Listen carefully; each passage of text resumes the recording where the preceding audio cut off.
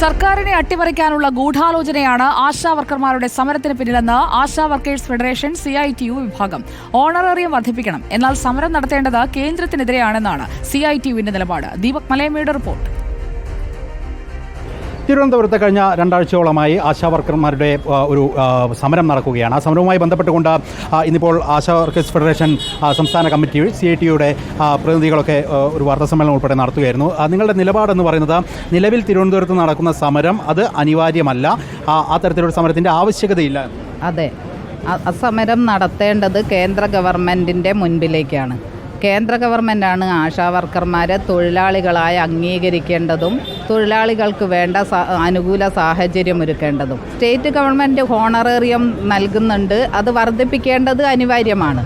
പക്ഷേ കേന്ദ്രം കൊടുക്കാനുള്ളത് പോലും കൊടുക്കാത്ത സമയത്ത്, നികുതി വിഹിതം പോലും നൽകാതിരിക്കുന്ന സമയത്ത്, NHM ഫണ്ട് 468 കോടി രൂപ കഴിഞ്ഞ വർഷം കൊടുക്കാതിരുന്ന സമയത്ത് പോലും ഈ ആശാ വർക്കർമാർക്ക് മറ്റ് ഫണ്ട് കണ്ടെത്തി ഒരു വർഷക്കാലം സ്റ്റേറ്റ് ഗവൺമെൻറ് ഇൻസെൻറ്റീവ് നൽകിക്കൊണ്ടിരുന്നു. അവർ ഇങ്ങനെ പറഞ്ഞുകൊണ്ടിരിക്കുന്നത് ഇപ്പോൾ PSCക്ക് ശമ്പളം കൂട്ടി അങ്ങനെയൊക്കെ നടത്തുമ്പോൾ തങ്ങൾക്ക് തുച്ഛമായ തുകയല്ലേ ഉള്ളൂ, പിന്നെ കൂട്ടിത്തരുന്നതിൽ എന്താണ് പ്രശ്നം എന്നാണ് ഇപ്പോൾ സമരം ചെയ്യുന്നവർ ചോദിക്കുന്നത്. തുച്ഛമായ തുകയായതുകൊണ്ട് തന്നെയാണ് കൂട്ടിത്തരണം എന്നുള്ള നിർദ്ദേശം ഞങ്ങളും മുന്നോട്ട് വെക്കുന്നത്. കൂട്ടിത്തരേണ്ടതാണ്, പക്ഷേ കൂട്ടിത്തരണം എന്നുള്ള താല്പര്യം സ്റ്റേറ്റ് ഗവൺമെൻറ്റിനുണ്ട്.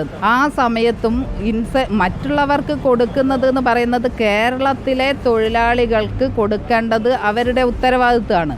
എന്നാൽ കേന്ദ്ര ഗവൺമെൻറ്റിൻ്റെ തൊഴിലാളികൾക്ക് കൊടുക്കേണ്ട ഉത്തരവാദിത്വം കേന്ദ്ര ഗവൺമെൻറ്റിനാണ്. അവരുടെ സമരത്തെ എങ്ങനെയാണ് കാണുന്നത്? ഏതെങ്കിലും ഒരു ശക്തി അവർക്ക് പിറകിലുണ്ടോ? തീർച്ചയായിട്ടും ഞങ്ങൾ അങ്ങനെ സംശയിക്കാൻ കാരണം ഇന്ന് ആശമാർ നേരിടുന്ന പ്രശ്നങ്ങൾക്കൊക്കെ പരിഹാരം കാണുന്ന വിധത്തിൽ കേരളത്തിലെ ഇടതുപക്ഷ ഗവൺമെൻറ് ഇടപെട്ടുകൊണ്ടിരിക്കുന്നു.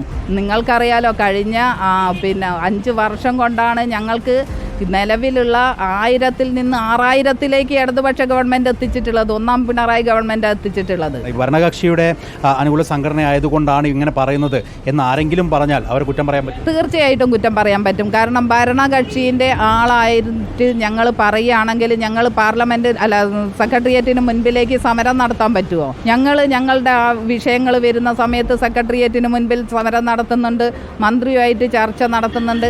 ഏത് ഭരണം എന്ന് നോക്കിയല്ല CITU സമരം ചെയ്യാറ്. ഉമ്മൻചാണ്ടി ഗവൺമെൻറ്റിൻ്റെ കാലത്ത് 14 മാസക്കാലം 5 നയാ പൈസ ആശമാർക്ക് കിട്ടാതിരുന്ന സമയത്തും സമരം ചെയ്യാൻ ഒരാളെയും കണ്ടില്ല, ഇതുപോലൊരു പിച്ച തണ്ടാൻ ഒരാളെയും കണ്ടില്ല. കേന്ദ്ര ഗവൺമെൻറ്റിന് മുന്നിൽ ഉയർത്തേണ്ട മുദ്രാവാക്യം സ്റ്റേറ്റ് ഗവൺമെൻറ്റിൻ്റെ മുന്നിൽ ഉയർത്തിക്കൊണ്ട് ആ ഗവൺമെൻറ് മോശമാണ് എന്ന് പറഞ്ഞ് ആ ഗവൺമെൻറ്റിനെ അട്ടിമറിക്കാൻ ഈ വിധത്തിൽ എങ്ങനെയെങ്കിലും പറ്റുമോ എന്ന് നോക്കുന്ന ഒരു ഗൂഢാലോചന ഇതിന് പിന്നിലുണ്ട് എന്ന് ഞങ്ങൾ ശക്തമായി വിശ്വസിക്കുന്നു. എന്തായാലും ആ സമരം അത് നടത്തേണ്ടത് സെക്രട്ടേറിയറ്റിന് മുൻപിലല്ല, മറിച്ച് കേന്ദ്ര ഗവൺമെൻറ് ഓഫീസിന് മുൻവശത്താണ് എന്നുള്ള ഒരു വാദമാണ് പ്രധാനമായും ആശാ വർക്കേഴ്സ് ഫെഡറേഷൻ്റെ CITU മുന്നോട്ട് വയ്ക്കുന്നത്. ആ തരത്തിലുള്ള നിലപാടുമായി മുന്നോട്ട് പോകും. ഒപ്പം തന്നെ ഇൻസെൻറ്റീവ് ഉൾപ്പെടെയുള്ള കാര്യങ്ങൾ ആവശ്യമുന്നയിച്ചുകൊണ്ട് കേന്ദ്ര സർക്കാർ ഓഫീസുകൾക്ക് മുൻപിലേക്ക് സമരമായി എത്തുമെന്നുള്ള നിലപാട് കൂടി CITU പ്രഖ്യാപിക്കുകയും ചെയ്യുന്നുണ്ട്. വീഡിയോ ജേർണലിസ്റ്റ് ബിനീഷ് ഒളവണയ്ക്കൊപ്പം reporter Deepak Malayamma, in reporter, Kozhikode.